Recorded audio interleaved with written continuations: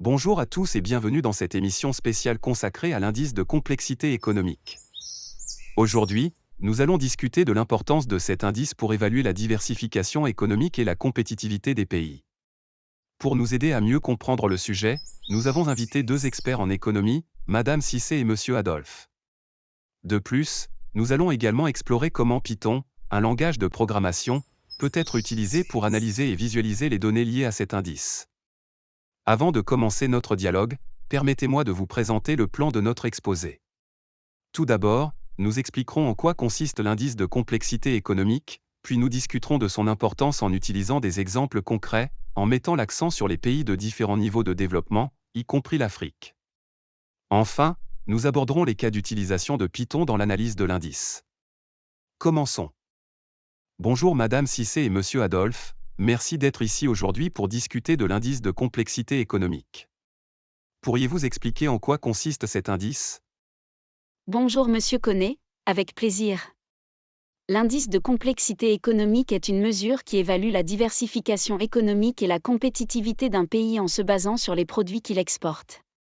Il s'appuie sur l'idée que la capacité d'un pays à produire et exporter des biens et services complexes reflète sa compétitivité à long terme. Par exemple, un pays qui exporte des produits technologiquement avancés et diversifiés, tels que des smartphones, des voitures électriques ou des produits pharmaceutiques, aura un indice de complexité économique élevé. Exactement. Pour mieux comprendre, prenons l'exemple de deux pays, le pays A et le pays B. Le pays A exporte principalement du pétrole brut, tandis que le pays B exporte des machines sophistiquées utilisées dans l'industrie. L'indice de complexité économique du pays B sera plus élevé car il exporte des produits plus diversifiés et technologiquement avancés. Cela indique une plus grande compétitivité et un potentiel de croissance économique à long terme. Merci pour ces explications claires. Maintenant, parlons de l'importance de cet indice. Comment peut-il aider à évaluer le développement économique des pays ? L'indice de complexité économique est essentiel pour évaluer la résilience économique d'un pays face aux chocs et aux changements structurels. En identifiant les produits à forte valeur ajoutée et les opportunités de diversification, les décideurs politiques peuvent formuler des politiques économiques plus efficaces pour favoriser une croissance durable. Par exemple, si l'indice révèle que l'économie d'un pays est trop dépendante d'un seul produit, comme le pétrole, cela peut être un signal d'alarme pour diversifier son économie et réduire sa vulnérabilité aux fluctuations des prix du pétrole. Absolument, Madame Cissé. De plus, l'indice de complexité économique permet également de comparer la compétitivité entre les pays. Par exemple, si nous comparons deux pays africains, le pays C exporte principalement des matières premières non transformées, tandis que le pays D exporte des produits manufacturés tels que des vêtements et des meubles. L'indice de complexité économique montrera que le pays D est plus compétitif en raison de sa capacité à produire et exporter des produits transformés et à plus forte valeur ajoutée. Cela peut aider les investisseurs et les entreprises à cibler les opportunités commerciales les plus prometteuses. Merci pour ces exemples concrets. Maintenant, parlons de l'utilisation de Python dans l'analyse de l'indice de complexité économique. En quoi Python peut-il être utile ? Python est un langage de programmation puissant qui peut être utilisé pour analyser et visualiser les données liées à l'indice de complexité économique. Par exemple, en utilisant des bibliothèques Python telles que Panda et Matplotlib, nous pouvons importer les données sur les exportations des pays, calculer l'indice de complexité économique et générer des graphiques pour mieux comprendre les tendances et les comparaisons entre les pays. En effet, Python facilite également l'exploration des relations complexes entre les produits exportés par différents pays. En utilisant des techniques d'analyse de réseau, il est possible de visualiser les liens et les clusters de produits, ce qui peut aider à identifier les opportunités de diversification et de spécialisation pour un pays donné. Maintenant que nous avons discuté de l'indice de complexité économique, jetons un coup d'œil à un tableau qui illustre les indices de complexité économique de différents pays à travers le monde. Ces indices nous donnent un aperçu de la diversification et de la sophistication des exportations de ces pays. Veuillez noter que les indices de complexité économique indiqués dans ce tableau sont purement fictifs et sont fournis uniquement à des fins d'illustration. Dans ce tableau, nous avons sélectionné une douzaine de pays provenant de différentes régions du monde. Regardons de plus près. Tout d'abord, nous avons des pays d'Amérique du Nord, tels que les États-Unis et le Canada, avec des indices de complexité économique élevés. Cela indique une diversification et une sophistication importante de leurs exportations, reflétant des économies compétitives et avancées. C'est intéressant de voir comment ces pays d'Amérique du Nord ont développé des secteurs économiques diversifiés et technologiquement avancés. Leurs exportations sont certainement un moteur clé de leur croissance économique. Absolument, Madame Cissé. Et si nous nous tournons vers l'Amérique du Sud, nous remarquons des pays comme le Brésil et l'Argentine avec des indices de complexité économique légèrement inférieurs. Cela peut suggérer une diversification en cours de leurs exportations, bien qu'ils puissent encore avoir un potentiel de croissance économique significatif.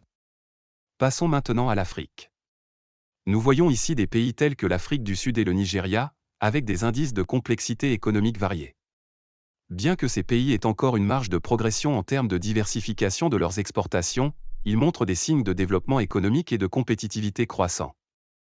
La diversification des exportations en Afrique est cruciale pour stimuler la croissance économique et réduire la dépendance à l'égard de certains produits de base. Il est encourageant de voir ces pays travailler à développer des secteurs économiques plus diversifiés. Exactement, Madame Cissé. Si nous examinons maintenant l'Asie, nous observons des indices de complexité économique élevés pour des pays tels que la Chine et le Japon. Ces économies ont réussi à se positionner en tant que leaders mondiaux dans des secteurs technologiquement avancés, ce qui contribue à leur compétitivité sur le marché mondial. Enfin, nous avons des pays européens tels que l'Allemagne, la France, le Royaume-Uni et la Russie. Ces pays présentent également des indices de complexité économique significatifs, témoignant de leur diversification et de leur sophistication dans des domaines clés. L'Europe est une région intéressante où nous trouvons une grande variété de compétences et d'industries, allant de la haute technologie aux biens de consommation. En effet, Madame Cissé. Ce tableau souligne la diversité des indices de complexité économique à travers le monde, offrant un aperçu des forces et des opportunités économiques dans différentes régions. Absolument. Les indices de complexité économique sont des outils précieux pour évaluer la compétitivité et le potentiel de croissance des pays. Ils nous aident à mieux comprendre les économies nationales et à identifier les domaines où des améliorations peuvent être apportées. Dans cette émission, nous avons exploré l'indice de complexité économique, une mesure essentielle pour évaluer la diversification économique et la compétitivité des pays. Nous avons constaté l'importance de cet indice pour comprendre le développement économique à long terme, en mettant en évidence des exemples concrets de pays de différents niveaux de développement, y compris en Afrique. De plus, nous avons souligné l'utilisation de Python, un langage de programmation, pour analyser et visualiser les données liées à l'indice de complexité économique, offrant ainsi des outils précieux pour les décideurs politiques, les investisseurs et les chercheurs. N'oublions pas que Python peut être utilisé pour importer, analyser et représenter graphiquement les données, offrant ainsi une compréhension plus approfondie de la situation économique d'un pays. Nous espérons que cet exposé vous a éclairé sur le sujet de l'indice de complexité économique et son utilité dans l'analyse économique comparative et le développement durable. Nous espérons que cette émission vous a fourni des informations précieuses sur l'indice de complexité économique et son rôle dans l'analyse économique comparative et le développement durable. Si vous avez aimé cette vidéo et que vous souhaitez en apprendre davantage sur des sujets liés à l'économie et à d'autres domaines passionnants, n'oubliez pas de vous abonner à notre chaîne pour ne manquer aucune de nos prochaines publications. N'hésitez pas à partager cette vidéo avec vos amis, collègues et tous ceux qui pourraient être intéressés par le sujet. Ensemble, faisons connaître et promouvoir une meilleure compréhension de l'économie et de ses enjeux. Merci de nous avoir suivis et à bientôt.